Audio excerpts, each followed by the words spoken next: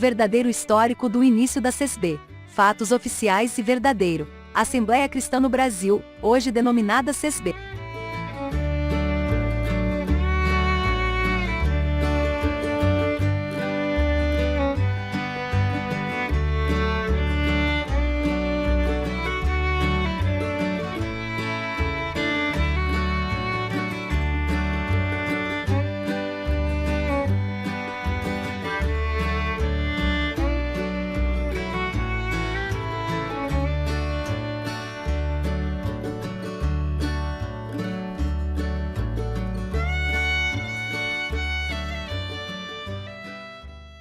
Em 8 de março de 1910, o Senhor determinou que Luiz Francesco e Giacomo Lombardi partissem da Argentina para São Paulo, Brasil. O ano era 1910, a Estação da Luz recebia centenas de pessoas diariamente, a maioria oriunda do Porto de Santos. Imigrantes que viam no Brasil oportunidades não existentes em seus países de origem. Vieram para substituir os escravos que, poucos anos antes, a princesa Isabel libertara. Além de asiáticos, vieram muitos europeus, especialmente italianos, e neste grupo se instalará a primeira igreja pentecostal em solo brasileiro. Conforme relato do próprio Luiz Francesco, ao chegarem ao JD da Luz, Estação da Luz, encontraram um italiano por nome de Vincenzo Piovani. Este era um ateu, e morava no Paraná, precisamente em Santo Antônio da Platina. Ali este homem foi evangelizado por nossos irmãos. Permaneceram ali em São Paulo até 18 de abril. Quando então o irmão Giacomo Lombardi retornou para Buenos Aires, na Argentina, enquanto Luiz Francesco viajava para Santo Antônio da Platina, para visitar Vincenzo Piovani. Esta viagem Luiz Francesco contou com detalhes em seu relato escrito em março de 1942, como segue. Para ir ao lugar que o Senhor me ordenara, eu não tinha nenhum endereço a não ser o seguinte: Vicente Piovani, Santo Antônio da Platina, Paraná. Havia uma estrada de ferro que levava ao sul daquele estado, porém, Santo da Platina achava-se ao norte e distante mais de 200 quilômetros da estação mais próxima. Meu coração duvidava em tomar aquela estrada, porém me senti de ir à estação e consultar um mapa. E o Espírito Santo me indicou a tomar a estrada de ferro Sorocabana que percorria o estado de São Paulo, passando perto do norte do estado do Paraná, e sua última estação era Salto Grande. Parti de São Paulo às 5:30 horas com uma terrível dor lombar que me impediu de tomar alimento durante todo aquele dia. Cheguei a Salto Grande às 23 horas e nesse lugar o Senhor me disse ter preparado tudo para mim, a fim de cumprir minha missão, e assim aconteceu, porém faltavam fazer cerca de 70 quilômetros a cavalo, atravessando matas virgens infestadas de jaguaras e outras feras existentes no lugar. Pela graça de Deus, fiz este resto de viagem com um guia indígena, chegando em Santo Antônio da Platina em 20 de abril. Outra dificuldade que encontrei foi não conhecer uma palavra do idioma português e achar-me sem dinheiro e doente. Deus, porém, que tem todos os corações em suas mãos, me fez ver a primeira maravilha. Ao chegar àquele local encontrei na janela a esposa do italiano Vincenzo Piovani, tendo o Senhor lhe dito: Eis o homem que eu vos enviei. Note-se que eu não era lá esperado. Assim, foi recebido em sua casa e poucos dias depois, o Senhor se comprazeu em abrir seus corações e de mais 9 pessoas. Foram batizadas na água 11 pessoas e confirmados com sinais do Altíssimo. Batizadas com o Espírito Santo, estas foram as primícias da obra de Deus naquele país. Logo após, o inimigo começou a trabalhar para desfazer aquela obra, mas foi em vão o seu trabalho. O resto do povo daquele lugar, sabendo da minha chegada e da minha missão, jurou matar-me, tendo como chefe um padre. Isto teria sucedido se Deus não intervisse com seus meios. O Senhor me fez saber de permanecer lá até 20 de junho, nessa prova eu estava pronto a me entregar aos inimigos, a fim de poupar a vida dos poucos crentes que o Senhor havia chamado. Deus é testemunha disto, como também os irmãos que lá vivem. Em 20 de junho, o irmão Luiz Francesco partiu do Paraná para São Paulo. Chegando a São Paulo, Francesco visita uma barbearia, local de encontro de italianos, para com nostalgia falarem da terra da tarantela. Interessado em encontrar um local para congregar, questiona aos presentes se alguém ali conhecia algum italiano protestante, e é informado sobre a existência de um por nome Ernesto Finotti. Então, em 25 de junho de 1910, o irmão Ernesto Finotti leva Francesco na casa do irmão Felipe Pavan. Como era tarde, só encontrou a sua esposa irmã Ângela, e o seu filho Germilio Pavan, e o João, Finote, que tinha na época 12 anos, o Senhor deu de o irmão Louis Francisco falar das coisas de Deus. Ela pediu para voltar à noite para também falar para o seu esposo estas boas novas de salvação. Nessa visita, Francisco expõe o motivo de sua viagem, e é convidado pelo presbítero Felipe Pavão para congregar no culto da Igreja Presbiteriana, na Rua Alfândega número 64 antigo número 4, que tinha como pastor Modesto Carvalhosa.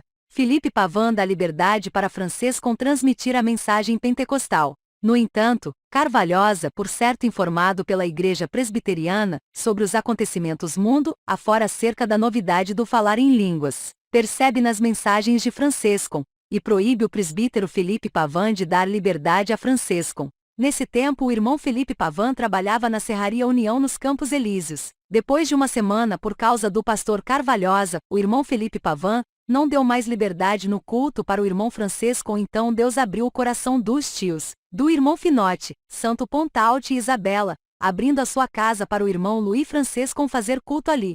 Muitos assimilaram as novas e aceitaram a pregação pentecostal, surgindo assim uma cisma na igreja presbiteriana, onde se reunirão com 20 irmãos pertencentes a outras igrejas, como batistas, metodistas e católicos. Entre eles o Senhor fez curas, batizou alguns com o Espírito Santo, e outros foram batizados na água. Porém, uma noite de madrugada Deus deu uma revelação para o irmão Felipe Pavão, que um anjo apareceu dizendo a ele que o irmão Francisco era um servo de Deus que mandou no Brasil e no meio deles para ser esclarecida toda a verdade de Deus. E então logo no outro dia, foi procurar o irmão Francisco e pedir perdão para ele, porque ele havia sido seduzido pelo pastor Carvalhosa. Os que não aceitaram a mensagem retiraram os bancos e o órgão da igreja. Como Felipe Pavão trabalhava em uma serraria, foi fácil fazer novos bancos, e utilizando o salão desocupado, surge então a Assembleia Cristã reunida em nome do Senhor Jesus, no Brasil, e começou os cultos ali 3 vezes por semana, e os outros dias nas casas dos irmãos. Nos domingos à tarde faziam o culto na Praça Antônio Prado ou Jardim da Luz, e na Água Branca, perto da Vidraria e Lapa. Presente neste grupo estava João Finote, que fora ordenado ancião 7 anos após a separação. João Finote era pai do também ancião Davi Finote. Na Água Branca que ficaram conhecendo as famílias Mazei, Peruche e Piro. Passados mais ou menos 2 meses que estavam congregando, houve ao primeiro batismo, que foi feito na Ponte Grande no Rio pelo irmão Louis Francisco, onde obedeceram Felipe Pavão e sua esposa Ângela Braga Pavão, e seus filhos Germilio Pavão e Paulo Pavão, Ernesto, Esterina Finote e seu filho João Finote, e os seus tios Santo Pontalte e Isabela Pontalte. Logo depois de alguns dias foram ungidos para o ministério de ancião, os irmãos Felipe Pavão e Ernesto Finote. O irmão Francisco ficou ainda no Brasil até setembro de 1910, onde partiu em viagem para a República do Panamá, onde é fundada também a Assembleia Cristã reunida em nome do Senhor Jesus do Panamá. Passando um pouco de tempo que estavam congregando, Satanás, querendo dividir a obra de Deus no Brasil, começou a entrar com profecias falsas e dividiu o povo e os servos. Um grupo congregava com o irmão Ernesto e o outro grupo com o irmão Felipe Pavão. Mas Deus mandou dos US ao irmão Agostinho Lanchone, que ficou hospedado na casa do irmão Felipe Pavão por mais ou menos 6 meses, e Deus usando do seu servo uniu o povo e os servos, e houve reconciliação com todos, e a obra de Deus ficou em paz e Satanás ficou envergonhado. O irmão Agostinho, com a madeira que o irmão Felipe Pavão trazia da serraria, fazia gaiola para arrumar dinheiro para congregar. Isto em 1911 mais ou menos. Foi também ungido para o ministério de ancião, o irmão Genario ou Genuario. O segundo batismo foi feito num rio perto da Vidraria Santa Maria na Água Branca, pelo irmão Genário. Batizou os irmãos Antônio Mazei, e a esposa Maria Francisca Fázia Mazei, e os seus filhos Francisco Mazei e Genarino Mazei. O pessoal da vidraria, quando estavam fazendo o batismo, queria atirar pedras nos irmãos, e no meio destes tinha muitos franceses, e Deus tomou a boca do irmão Genário, e falou Deus com eles em francês, dizendo que se eles atirassem pedra nos irmãos, Deus mandaria fogo do céu, e entrou neles um grande medo, e depois que terminou o batismo, vieram falar com o irmão Genário, e perguntaram se ele sabia falar em francês. Ele falou que não, e nem sabia o que tinha saído da sua boca.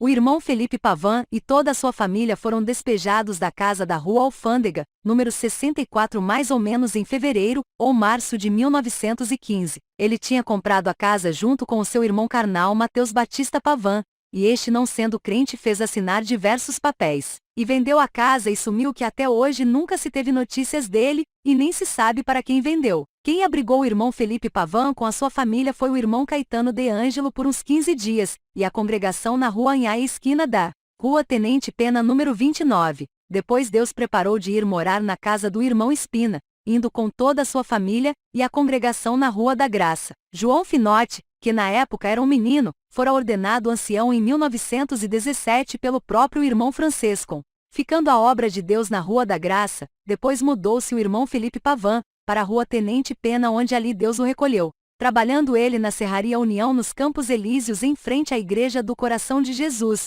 Uma taboa escapou da serra e bateu em seu estômago. Com essa batida não podia se alimentar, e depois de 2 meses Deus o recolheu, marcando para ele a hora e o dia em que Deus o viria buscar.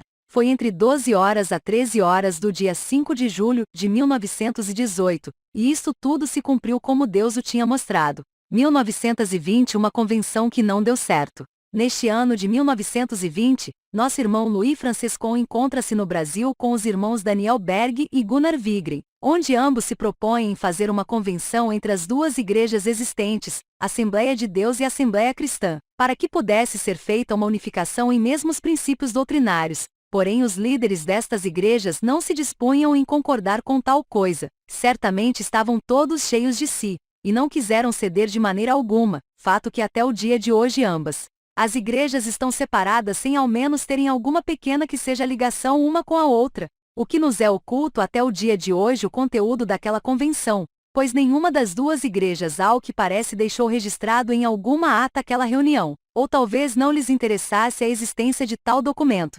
Basicamente, a única coisa que se sabe é de que não houve realmente acordo algum entre os líderes das duas igrejas.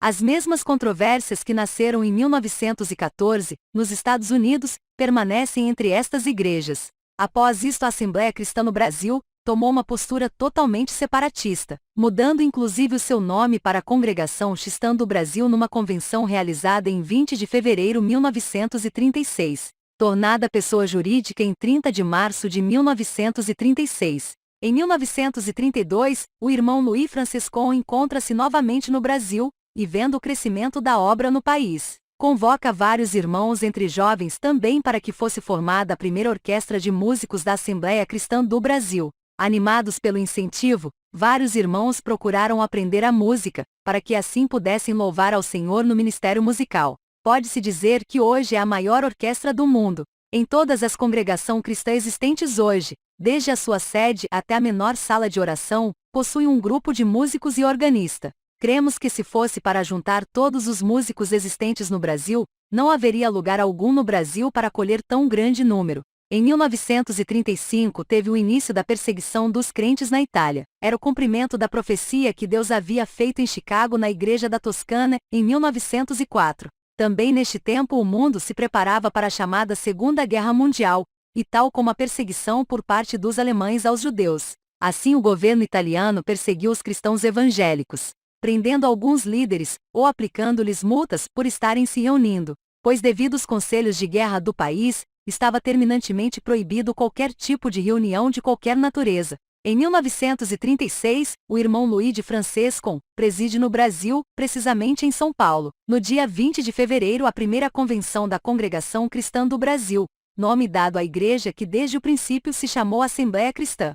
Sendo neste tempo o ancião responsável por toda a obra no Brasil, o irmão Luiz Pedroso. Desta convenção saíram os tópicos de doutrina e ensinamento que a partir dali seriam pregados e obedecidos pela Congregação Cristã do Brasil, e por todas as igrejas de mesma fé e doutrina. Ao que indica o tópico de ensinamento, o nome de Congregação Cristã do Brasil foi adotado a partir daquele ano, pois foi apresentado o novo estatuto da igreja e ainda, como demonstra na página 10 do resumo de ensinamentos da Congregação Cristã no Brasil, onde o Senhor der oportunidade em se construir ou já existindo casas de oração construídas. É preciso que na fachada só exista o nome oficial e reconhecido de Congregação Cristã do Brasil. Foi então que a Assembleia Cristã, reunidos em nome do Senhor Jesus, deixou de existir no Brasil. Esta convenção terminou no dia 25 de fevereiro. A Congregação Cristã do Brasil foi registrada como pessoa jurídica em 30 de março de 1936. Creio que esta decisão tomada pelo ministério seria por não haver acordo com o ministério da Igreja de Belém do Pará, que foi criada por Daniel Berg e Gunnar Wigren, a qual também passou a chamar-se Assembleia de Deus, pois estava sendo assessorada pela Igreja Assembleia de Deus Americana. O ministério da Assembleia de Deus não aceitou também a nova doutrina da congregação, inclusive não houve acordo quanto ao dízimo. Para não haver confusões entre as duas igrejas, a congregação cristã tomou a decisão que mesmo que alguém pertencesse a outra igreja, só poderia fazer parte da comunhão da mesma se fosse batizado novamente pelos anciães da congregação. A congregação passou a aceitar somente o batismo por ela pregado. Esta postura separatista parecia que traria impedimento para que o Evangelho de Cristo fosse pregado no Brasil, porém as duas igrejas cresceram ainda mais. Em 1942, teve início definitivo da Segunda Guerra Mundial. As igrejas cristãs americanas já estavam cheias de novidades, que com isso não agradava ao Senhor, e deixavam alguns anciães missionários tristes, tais como o irmão Louis Francesco outros, sendo que Louis Francesco separou-se da maioria delas, ficando com o pouco número da Igreja da Toscana, a Congregação Cristã de Chicago.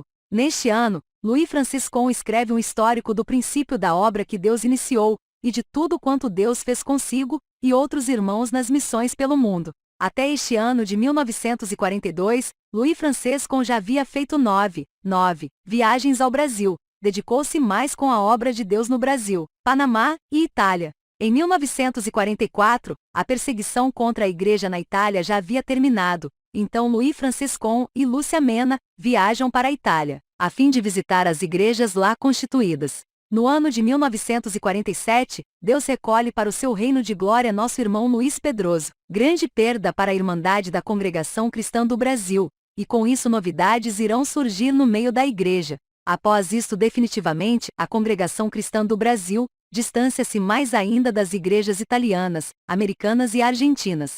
Logo o irmão Louis Francesco juntamente com sua esposa viaja para o Brasil. É realizada então em março de 1948, uma Assembleia Geral de todo o Ministério de Anciães e Diáconos do Brasil. Surgiram novidades nos ensinamentos da Congregação Cristã do Brasil. Começou-se a proibir que irmãos fotografassem nos serviços de cultos, todavia aos que não eram da congregação era liberado. Proíbe-se a sociedade com crentes de outras denominações, até mesmo o casamento com crentes de outras igrejas que não seja da congregação. Proíbem-se também a propaganda e qualquer tipo de literaturas, chamadas religiosas. Proíbe-se de membros de ministério da congregação envolver-se com partidos políticos, etc. Após esta assembleia temos conhecimento que o irmão Louis Francesco não mais voltou para o Brasil. Talvez não se achasse mais necessário a sua presença na tão grande igreja que se formou. Ora, Louis Francesco permaneceu no Brasil desde 24 de outubro de 1947. Até 18 de outubro de 1948.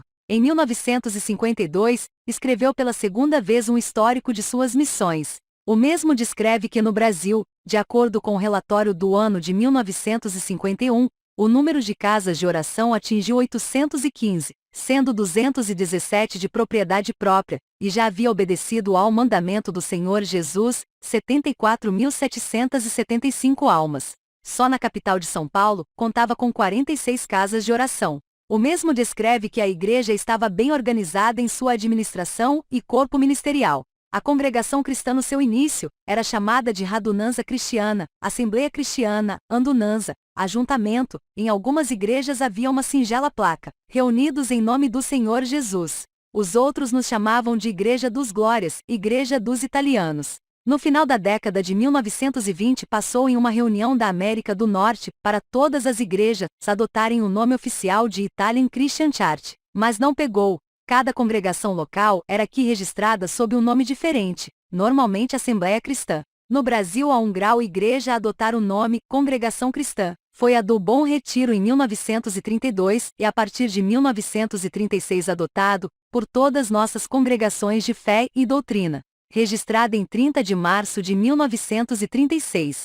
Este é o relato do início da Igreja Congregação Cristã no Brasil, contato por documentos histórico, verdadeiros e oficiais. Nossos agradecimentos do canal Josafá Agra ao irmão Itamar Coutinho, historiador e pesquisador da história da CESB. Deus abençoe a todos.